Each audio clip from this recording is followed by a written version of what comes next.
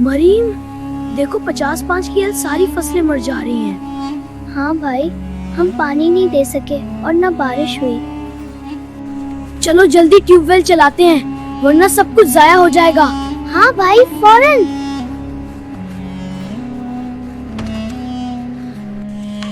ये नहीं चल रहा। अगर ट्यूबवेल ना चला तो 50-5 की फसलों का क्या होगा? मरियम, मेरी मदद करो। मैं पाइप साफ कर रही हूँ। अल्लाह हमारे 50-5 गाँव की फसलों को सलामत रखेगा, तुम फिक्र ना करो भाई। चल गया मरीम, अल्हम्दुलिल्लाह, अब फसलें बच जाएंगी। इस तरफ गंदम को पानी दो और ये आलू वाला खेत भी, जल्दी।